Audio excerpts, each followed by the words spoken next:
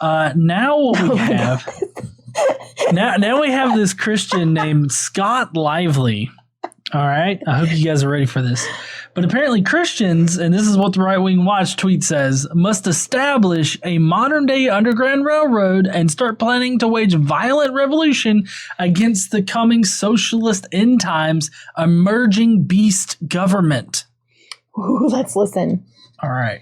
And if these people truly are intending to destroy America so they can bring in their global socialist system or even a national socialist system, then violence is appropriate in response in the most measured possible way, right? That's the idea. If at all possible, you disarm the zombies trying to kill you without hurting them, right? But if it's not possible, you do whatever is necessary to stop them from killing you and your family or putting you into slavery.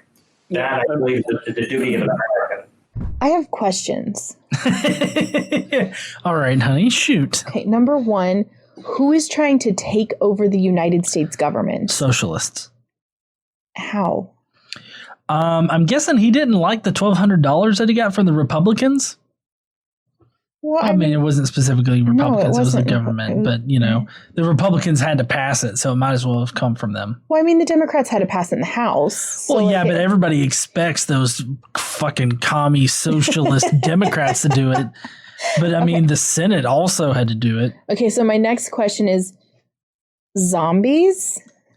Well, yeah. So apparently, like all of us going along with like a socialist idea of how to provide for Americans during this pandemic makes us zombie socialists. You know what's interesting is like this is just nobody is suggesting that socialism take over the United States government. Well, just by making sure that citizens during this unprecedented time, this is not like normal time. We're not saying, hey, everybody, nobody work the normal times, nobody work, the government will just pay for everything. Literally nobody is saying that. So like, I don't understand this thing at all. No, well, also they tend to equivocate democratic socialism with socialism. They're two very different things. Are. And so I don't exactly know I don't know what he's thinking is going to happen, but I mean he paints a pretty bleak picture for the United States. We have social programs now that are like socialistic type of programs within our government now that they're totally fine with. I mean, just to put yourself in this position, okay? You're a Christian, you're in the South, vote red all your life, and then all of a sudden, here it comes over the radio. Attention, everybody! We all now have health care. You can go to the emergency room; it won't cost you a penny. Also, we're giving you a monthly stipend because we're so well off now. And then the Christian's like, what the fuck is this? I could go to the hospital? Get your gun, honey. We are doing a revolution. Yeah, it's weird. It's weird. I don't understand. I understand opposition to any specific type of plan for these, for like, let's just use Medicare for all. Okay. Mm-hmm. I understand if you don't like any specific plan, like way to get there, mm-hmm. right? There's disagreement on how to get there. Sure. But why would you disagree with getting there? Like, I don't understand. Like Mike Pence the other day on one of the pandemic response things, teleconferences they were doing, he's like, well, we want to make sure that through this and for this, that everybody has the same care in regards to this as we would want for our own families. But why just for this? Like, why wouldn't you want everybody to be covered for like any kind of sickness like cancer or anything else that somebody might get, diabetes or whatever else, or like something happens, you get in a car accident, it wasn't your fault, it was your fault, whatever, you need medical care, or somebody who's having a baby, why wouldn't you want to make sure that they have medical care to where they're not bankrupted by normal shit happening to them? No, only the rich can survive, honey. You got to be able to earn your keep if you want to live. I just don't understand the opposition to that. Like, I understand the opposition to specific plans. Right. I don't understand the opposition to universal health care. Well, I don't mean to speak for anybody in particular, but something tells me that, you know, they want the weak to be sacrificed to the capitalism lords. I don't know, but I'm also I forgot my other questions for these fucks, but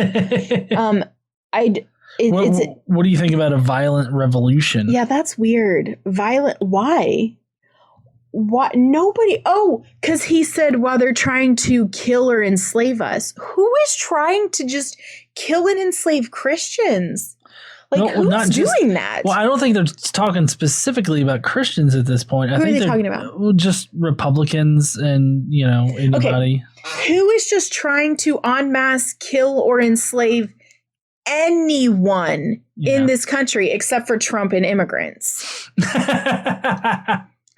Who's doing that? What are you afraid of? Like, I just don't, this just like the persecution complex is like super made up in their minds. This whole need for a violent pushback and revolution against these evil people who are coming to kill and enslave them, or I don't know, it's like the whole made up thing, like Obama's going to come to your house and take your guns. That literally never happened. It was literally never the plan. This is not a real thing. Well, yeah, I mean, it's fear mongering at its finest right here, I would say. What makes them so afraid? Like, why are they afraid of this? It's not a real thing. I think like there is a substantial number of people that really want a second revolution so that they can take up arms and like just kill people without having to feel bad about it. Like, so weird. I know. Well, I mean, it really confounds me. It's like, why do you want the Civil War Part 2? Like, I don't understand. Like, there's so many people. Like, if you don't remember back in 2016 when Trump was not projected to win. Mm-hmm. You had people, I think it was up in like maybe Montana or Wisconsin or something like that, who were like, if Trump doesn't win, we're going to take up arms and take back this country. And, you know, I mean, it's like, what the fuck are you talking about? You're talking about going against the government that has like bukus of like the army, United States military, the U.S. military, like weapons grade missiles and shit, or not weapons grade, military grade weapons and shit. Like, you really think that your M16 is gonna do shit against a tank? Yeah, that's one of the interesting things that I always find about, and I'm gonna go into a little 2A talk, so I'm so sorry. But like, that's one of the interesting things I find out, or that I think about when it comes to the Second Amendment and all of these people who are like, it is our right to have a well-established militia. And okay, well, so you can have your militia, but like your militia, so I'm sorry.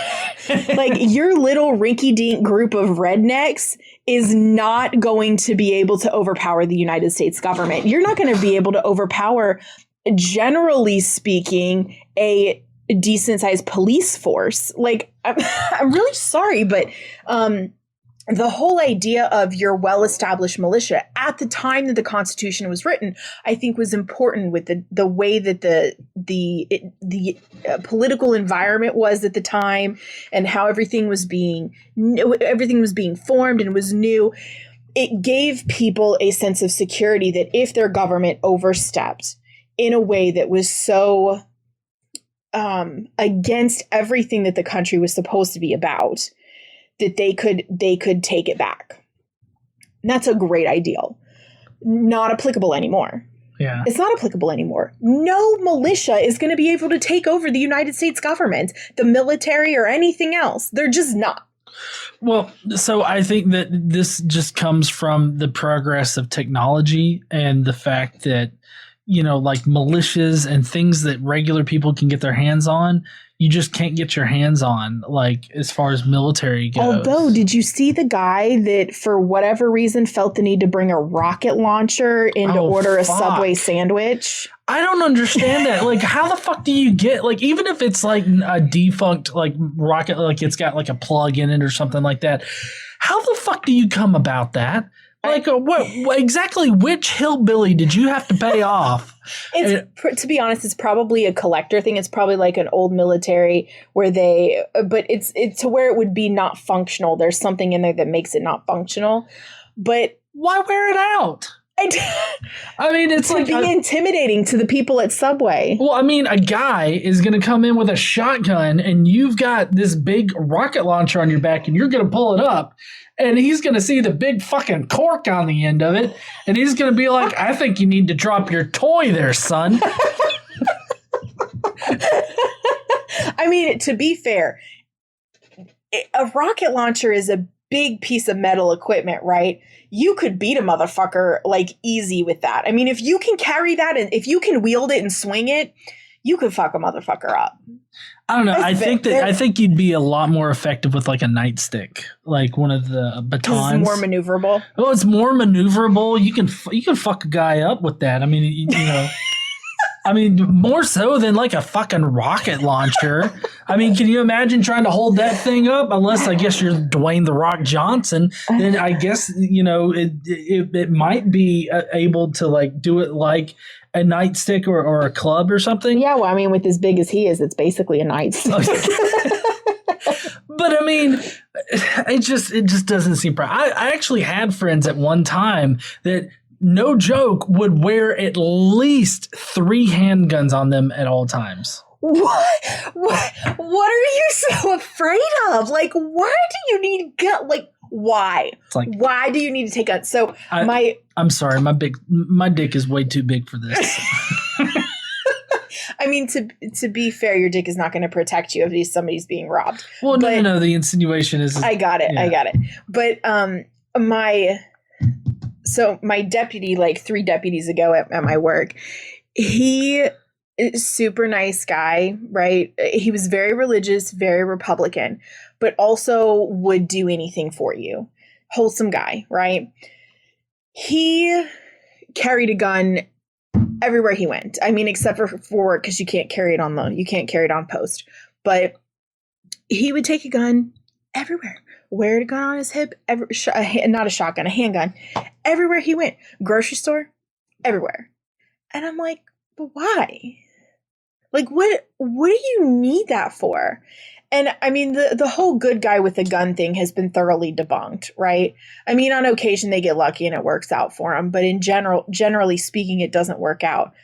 And I'm not saying that people shouldn't have a right to own a gun. I'm just saying, like, these people that walk around, well, because the guy with the rocket launcher had one of those like vest holster things that had holsters on each side, and he had 2 handguns, revolver. I think they were revolvers, like they were, you know, yippee-ki-yay, pew-pew kind of guns, like he was gonna fucking need a duel or something.